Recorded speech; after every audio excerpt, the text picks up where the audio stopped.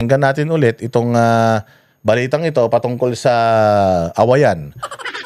Diyan sa Malacanang, putang inang yan.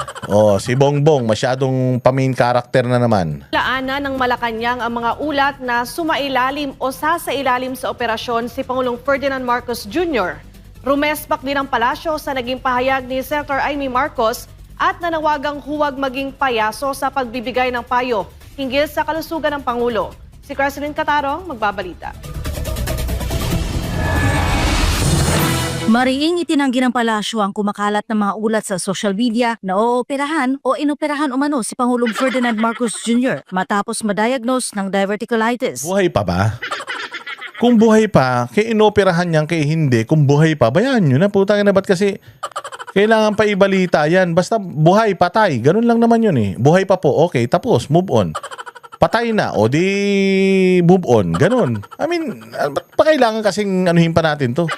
Pag-usapan pa natin kalusugan nito, wala namang kwentang tao to.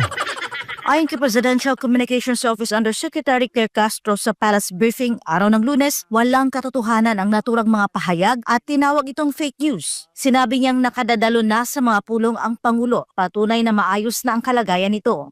Wala pong ganung balita na mabibigay po tayo. So yan po ay fake news. Sa ngayon po ay masasabi natin maganda po ang kalagayan ng ating Pangulo. Noong Ganda talaga lagay niyan, dahil pera eh.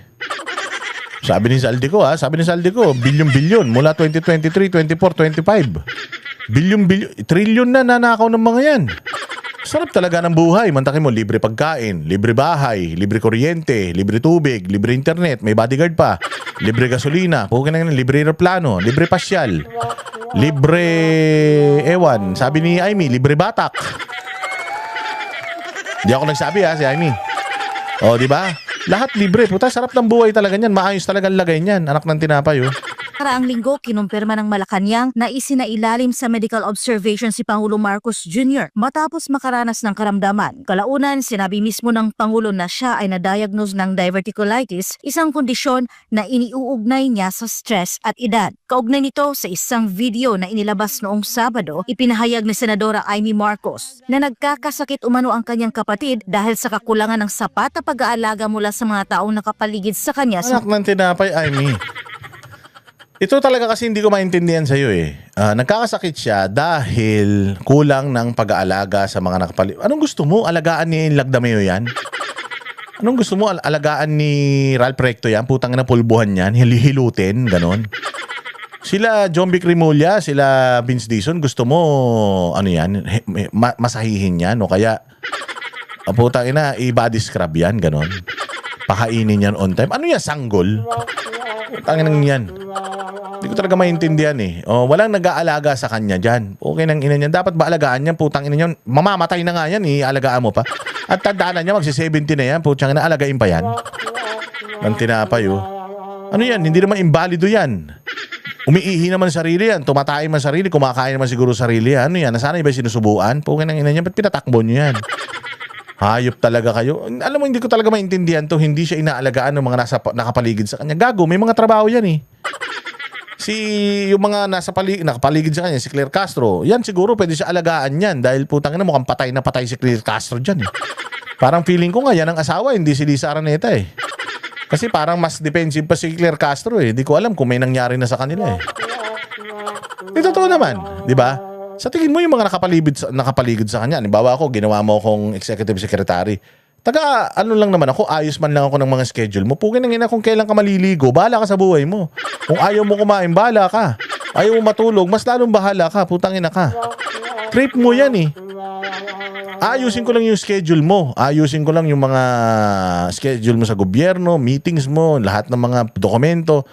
Pero yung putang ina, ipupulbuhan pa kita, makatadyakan pa kita. You're asking too much, Amy Marcos. Hindi naman siguro itong kapatid mo kaya yan nagkakasakit ng ganyan dahil putan daming bisyo niyan.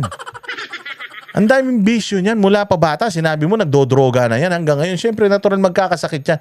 It's inevitable. Yung sakit na yan hindi yan mapipigilan. Kahit nga sabi ko sa'yo kahit gaano karami pera nito ni Bongbong pag tinamaan to ng cancer, putang ina hindi kayang pagalingin ng bilyon-bilyon, trilyon-trilyon ninakaw niya sa Pilipinas yan eh. Si Amy Marcos kasi masyadong masyado na naman bida-bida eh.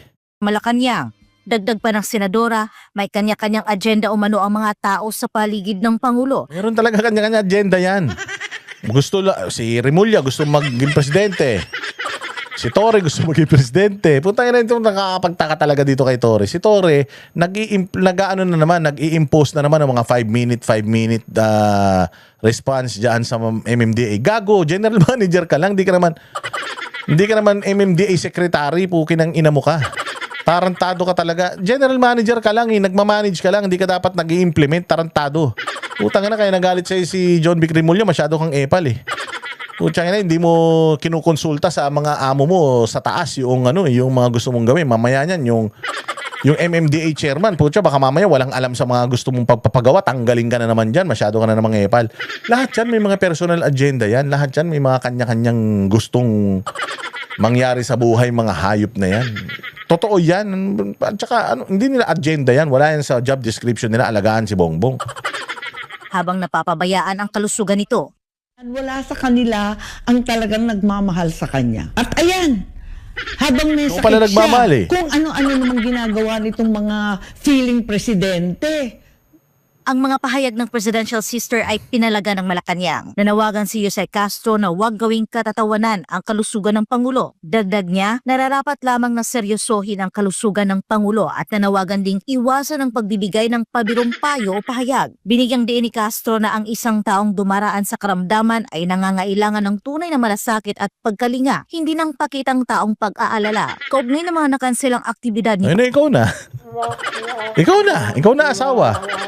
Walang iya talaga. Pero sabi ko nga sa inyo ito si Amy minsan hindi ko maintindihan kung ano ba talagang focus nito Ayun, gusto ko pala alagaan yung kapatid mo Kidnapin mo, punta ka ro sa Malacanang, tapos kidnapin mo, iuwi mo sa bahay niyo, lagay mo sa bulsa mo.